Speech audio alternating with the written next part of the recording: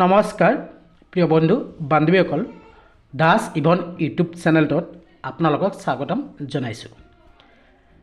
আজি আমি আলোচনা কৰিম আসাম ৰিলেটেড জিকে কুৱেশ্যন এনসাৰ পাৰ্ট 2 ভিডিঅ'টো লৈ আহিছোঁ আপোনালোকৰ সন্মুখত।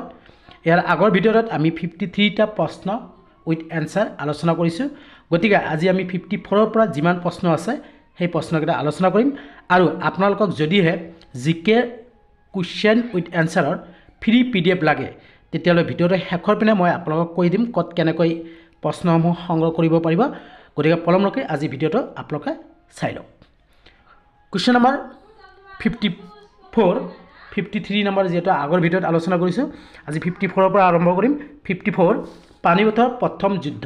পানিপথৰ প্ৰথম যুদ্ধ আছিল 1526 চনত। কুৱেশ্যন নম্বৰ 55 ভাৰতত কিমানখন উচ্চ ন্যায়ালয় আছে? ভাৰতত কিমানখন উচ্চ ন্যায়ালয় আছে? ইয়াৰ উত্তৰ হ'ব 25খন। কুৱেশ্যন নম্বৰ 56 ভূপেন হাজৰিকা সেতুৰ দৈৰ্ঘ্য কিমান? ভূপেন হাজৰিকা সেতুৰ দৈৰ্ঘ্য হৈছে 9.15 kilometre. Question number 57 Bhaskar Barman কাৰ সমসাময়িক আছিল? ভাস্কৰ বৰ্মন হৰ্ষবৰ্ধনৰ সমসাময়িক আছিল। ইয়াৰ উত্তৰ হ'ব Harshavardhana. Question number 58 India lives in its village কোনে লিখিছিল? India lives in its village কোনে লিখিছিল? মহাত্মা গান্ধী।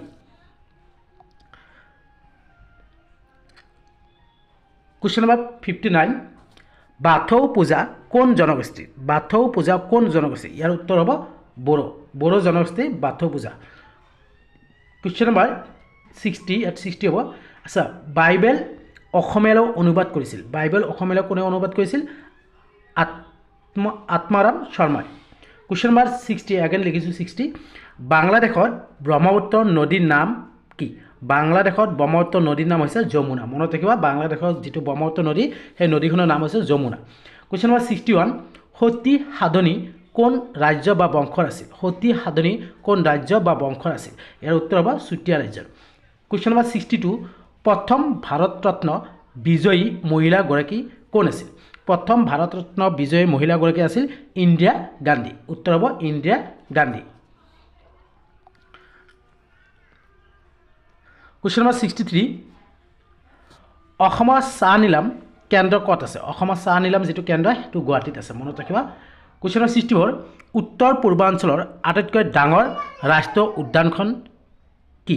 উত্তৰ পূৰ্বাঞ্চলৰ আটাইতকৈ ডাঙৰ যিটো ৰাষ্ট্ৰীয় উদ্যান সেইটো হ'ল সাধাৰণতে উত্তৰ নামদফা ৰাষ্ট্ৰীয় উদ্যান। নামদফা ৰাষ্ট্ৰীয় উদ্যান। কুৱেশ্যন নম্বৰ 65 ভ্ৰাম্যমান থিয়েটাৰৰ জনক কোন? ভ্ৰাম্যমান যিটো থিয়েটাৰৰ জনক হৈছে অচ্যুত লহকৰ। কুৱেশ্যন নম্বৰ 66 প্ৰথম অসমীয়া ছপা উপন্যাসখনৰ নাম কি? প্ৰথম অসমীয়া ছপা উপন্যাসখনৰ নাম হৈছে লাহৰী। কুৱেশ্যন নম্বৰ 67 ইভিনিং ষ্টাৰ বুলি কোনটো গ্ৰহক কোৱা হয়? ইভিনিং ষ্টাৰ বুলি শুক্ৰ গ্ৰহক কোৱা হয়। মনত ৰাখিবা, শুক্ৰ গ্ৰহ। কুৱেশ্যন নম্বৰ 68 প্ৰথম ভাৰতীয় মহিলা IPS বিষয়াগৰাকী কোন আছিল? প্ৰথম ভাৰতীয় মহিলা IPS বিষয়াগৰাকী আছিল কিৰণ বেদী। ইয়াৰ উত্তৰ হ'ব কিৰণ বেদী। কুৱেশ্যন নম্বৰ 69 মহাভৈৰৱ মন্দিৰ কোনে সজাইছিল? মহাভৈৰৱ যিটো মন্দিৰটো সজাইছিল বান ৰজা। মনত ৰাখিবা। কুৱেশ্যন নম্বৰ 70 অসমৰ আটাইতকৈ সৰু জিলাখন হ'ল?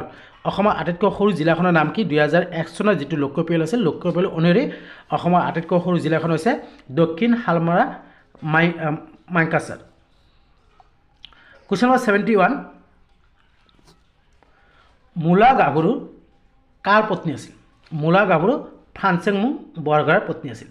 কুৱেশ্যন নম্বৰ 72 মোৰ সোঁৱৰণী আত্মজীৱনীখন কাৰ? Padmanath Gohain Baruah. Question number 73 Indica গ্ৰন্থৰ লেখক কোন? ইণ্ডিকা এইটো মষ্ট ইম্পৰ্টেণ্ট প্ৰশ্ন, মেগনাচিছ। কুৱেশ্যন নম্বৰ 74 ৰাষ্ট্ৰীয় চলচ্চিত্ৰ বঁটা পোৱা প্ৰথম চলচ্চিত্ৰখন কি? ৰাষ্ট্ৰীয় চলচ্চিত্ৰ বঁটা পোৱা প্ৰথম চলচ্চিত্ৰখন আছিল CMCI। কুৱেশ্যন নম্বৰ 75 গুৱাহাটী উচ্চতম ন্যায়ালয় কিমান চনত স্থাপন কৰা হৈছিল? ইয়াৰ উত্তৰ হ'ব 1948 চনত। প্ৰিয় বন্ধু বান্ধৱীসকল ভিডিঅ'টোত কিবা ভুল ভ্ৰান্তি হ'লে নিজৰ বুলি ক্ষমা কৰিব আৰু ভাল লাগিলে লাইক কৰিব, কমেণ্ট কৰিব, যিমানে পাৰে ফ্ৰেণ্ডক শ্বেয়াৰ কৰিব, ছাবস্ক্ৰাইব কৰিব আৰু ছাবস্ক্ৰাইব বেলটো বজাই ৰাখিব। কুৱেশ্যন নম্বৰ 76 ইনক্স মুখ্য কাৰ্যালয় ক'ত? ইনক্সৰ যিটো মুখ্য কাৰ্যালয় সেইটো পেৰিছ। কুৱেশ্যন নম্বৰ 77 পঞ্জাৱ কেশৰী কোন? পঞ্জাৱ লালা লাজপত ৰায়। মনত ৰাখিব।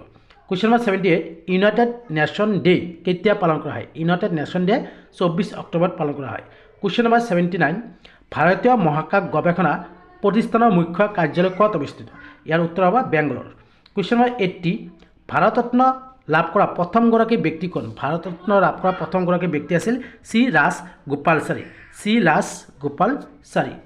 কুৱেশ্যন নম্বৰ 81 ভাৰতৰ কোনখন ৰাজ্যৰ ৰাজধানী দেৰাদুন ভাৰতৰ উত্তৰাখণ্ড ৰাজ্যৰ ৰাজধানী দেৰাদুন উত্তৰাখণ্ড কুৱেশ্যন নম্বৰ 82 ভাৰতৰ কোনখন নদীক বংগৰ দুখ বুলি জনা যায় ভাৰতৰ কোনখন নদীক বংগৰ দুখ বুলি জনা যায় ইয়াৰ উত্তৰ হ'ব দামোদৰ নদী কুৱেশ্যন নম্বৰ 83 কোনটো গ্ৰহক পৃথিৱীৰ যমজ বোলে শুক্ৰ গ্ৰহক পৃথিৱীৰ যমজ বোলে কুৱেশ্যন নম্বৰ 84 কোনখন ৰাজ্যৰ সৈতে কথক নৃত্য জড়িত কথক নৃত্য কেৰালা ৰাজ্য ইয়াৰ উত্তৰ হ'ব কেৰালা কুৱেশ্যন নম্বৰ 85